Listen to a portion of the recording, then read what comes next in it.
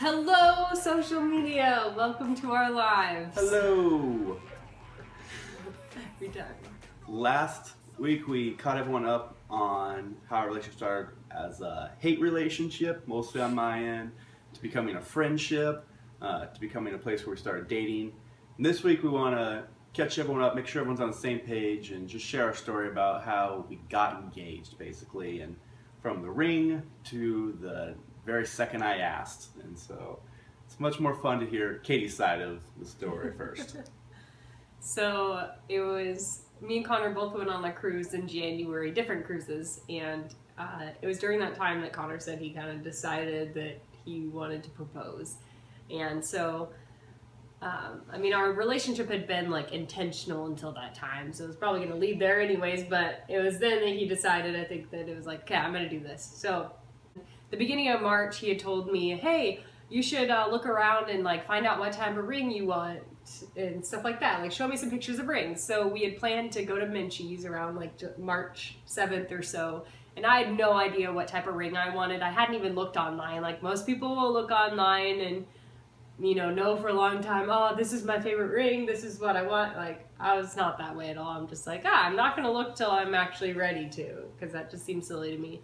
So I told him, I'm like, I know I want their yellow gold. Like, I had no idea. So I started looking that weekend. And like, I think on Tuesday night we met at Menchie's.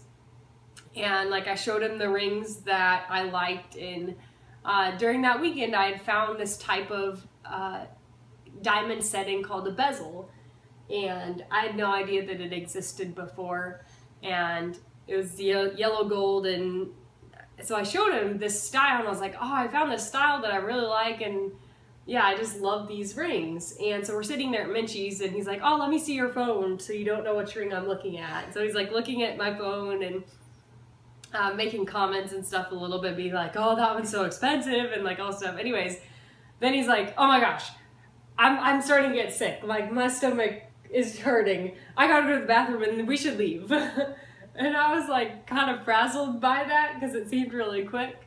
And I was like, okay, I guess we're gonna go. And like, well, that went horrible. Like, I think I went back and even told my roommate Sheena, like, that was uncomfortable. And that kind of like, I thought Connor got like cold feet or something. I was like, oh my gosh, what just happened because of his reaction. But little did I know that I had already bought a ring almost an entire month before that day. Actually, on Valentine's Day night, we were together. I was like, I gotta leave. I gotta leave. Thing. I gotta leave. I gotta go. I gotta go. Calendar Megan, my roommate needs me. I gotta go. She's like, why? I was like, I just gotta go. I gotta go. So I came back to the apartment and we bought the ring that night. And they wanted to experience and help with me, and they helped me do it and everything. So I had the ring for a little while, but she's showing me all these rings, and it's the ring I had bought because Megan had helped me narrow it down and find rings. And because if any guy is smart, he'll get assistance from a woman because he needs it. And she was helping me, and I had to narrow down to 3 rings, and this was the one that I was most unsure of, but I was like, this is the one. I'm gonna buy this one. I feel good at finally that day. I was like, this is it. I'm gonna buy this ring. So she's showing me all these rings, and I had already bought the exact ring she was showing me. And I was kind of like freaking out and getting all giddy and everything. That's why I was like, okay, we gotta go. Because I was like, I need to get out of there. I need to like move. And I went to the bathroom and just went like, I got it. And then... So then that Saturday that weekend we were going up to my parents to visit them. And I'd known that Connor had wanted to probably was going to be asking my dad. So he's like, hey, next time you go to your parents, like, you should tell me, and I want to go with you, and stuff like that. So I figured he was going to be asking my dad. But I, like, had thought about, like, I wonder if he would propose or not. But he had given every clue that it was not going to be that time frame, and that he was waiting for a couple of specific things. And also, it's Connor, and he loves to plan, so I figured there was no way that he was going to be asking my dad and proposing all in the same weekend. And 4 days earlier was when I showed him the ring. And I had said all this groundwork, being like, I'll need to wait till June or July to be able to save this much money or do this and that. Yeah, and I was like, there's no way that I just showed him the rings on Tuesday. It would be impossible for him to propose this weekend because I just showed him what I liked, and like he wouldn't buy a ring without knowing what I liked and all that. So anyways, But I did. So we went up to Minnesota, and Connor asked my dad. Yeah, the day before, planned to propose, I talked to her dad, and sitting down there, I was like, "Hey, Roger, I want to ask if I can marry Katie." He's like, "Hmm," and just silence and said, "Hmm." That was very terrifying.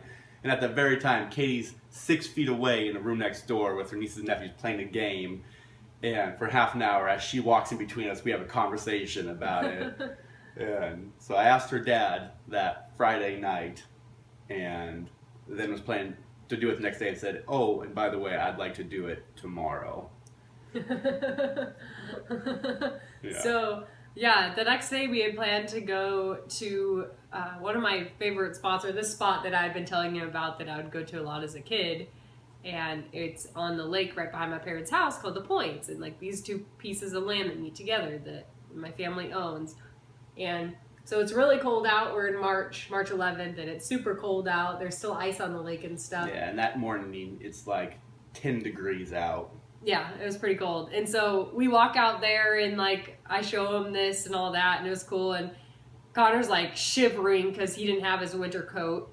And a couple times I was like, "Do you want to go? Like, we can go back. It's okay." He's like, "No, it's okay. I like it out there. This is cool." It's very cool. Like, Shivering. this is cool. I like it. It's nice out here. I'm like, okay. So we're like standing out there, and then all of a sudden he goes, "You took something of mine, didn't you?" And I was like, "What?" I had no idea what he was talking about. He's like, "You took something of mine, didn't you?" I'm like, "I didn't take anything of yours." He's like, "I had something in my bag and you took it." I'm like, "I didn't take anything, I promise." He goes, "I brought ring pops and you took my ring pops." And I was like, "I promise you I did." He goes, "Someone took my ring pops." Because when we started dating, I had made this comment that whenever I proposed, whoever I proposed to, and asked them to marry me, I want to do it with a ring pop, because then they'll know that it's for love and not for money or this great ring or anything. So I had this great plan that I was going to do with a ring pop, and I had brought a package of ring pops with me and had seen them when I unpacked that the day before. And Yeah, so I was asking her, "Where are my ring pops?" So he could find his ring pops, and he was like, "Yeah, I had this whole plan, like, I was gonna mess with you, whatever." Which, in the end, after everything, I decided that potentially, I'm like, that's a question I'll ask God one day is, did you hide those ring pops? Because that was a bad idea for Connor to do that. Because let me fake propose multiple times throughout the weekend. That was my plan, and looking back, I'm glad I lost those ring pops. So he was like, well, I had this whole plan all weekend that I was gonna like propose to you multiple times or like mess with you multiple times. And then he went on to say, "But it's okay." And like he acted like he was gonna say something else, but just kind of stopped. And I was like, waiting. And then he was like, "Oh, look at that woodpecker." And so I like got distracted. And I like turned around, and then a little bit of time went by, and he said it again. And he was like, "But it's okay, because I have another one." I have a backup. And I was like, "Huh?" And so I like turned around, and he was on one knee, and Yeah. I was. And her response was, "How?" And I said, "Will you marry me?" And I'm sitting there waiting, and that's my response. And I was like, So what was 30 seconds for her going, why? What? And it felt like 5 minutes were going by. Which you did want the element of surprise. I did. And you got. You got total surprise. I set all this groundwork, said I was going to do it shocked. in June or July. I'd have to save up this much money. And then I got that perfect element of surprise, but then it was like my heart stopped as I was waiting for a response. Yeah, which apparently a lot of girls do. Yeah, maybe that's a normal thing. So, but I was just like, what? And then I remember I looked down at the ring, and it was the exact ring that I had showed him, and that's where I was like, what? How? I just showed you this 4 days ago. Like, how did you do this? Like, that just seems impossible. And little did I know that. So when Connor actually bought the ring, when he bought it on February 14th, that day he bought it, I had not even looked at rings yet. I had no idea what type of ring that I even wanted or liked. Any clue. I didn't know till like after he bought the ring, I was looking at rings and I was like, I love this style, and I never seen it before. And so when I saw the ring, I was like, how did you do that? Because I just showed this to you 4 days ago. There's no way you could have bought this. So that was that was so cool for me, because I was like, he bought it before I even knew that's what I liked. So I was like, God is awesome, because no one could have planned that. Like, out of how many millions or whatever of rings, like, no one could have planned that or known. So that was really cool.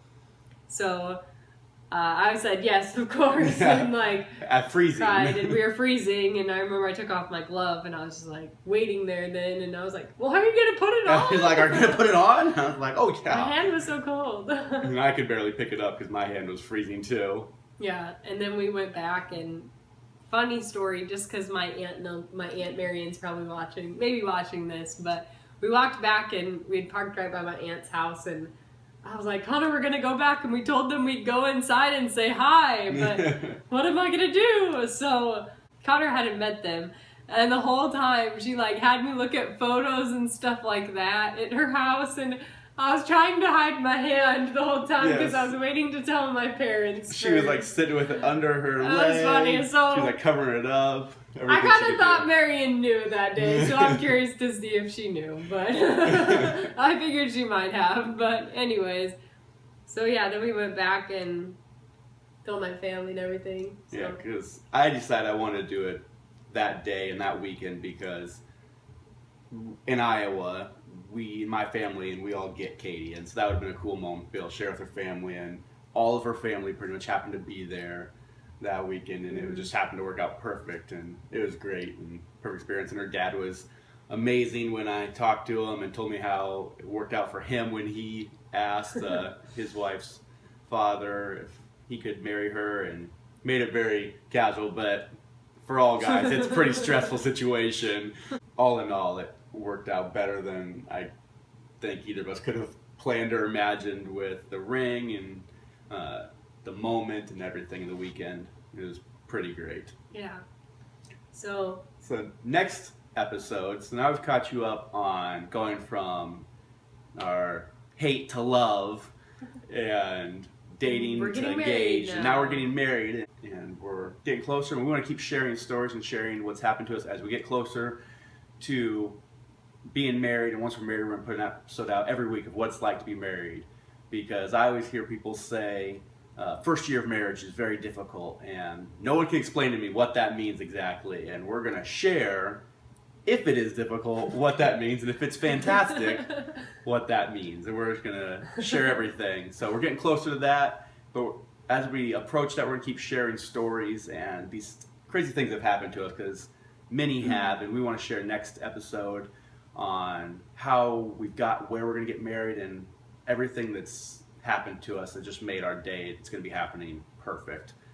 So subscribe below and comment, ask us questions. We want to interact with you guys and just make this fun as we share our stories and share our life with you. So thanks, and ta-ta until next time. Ta-ta.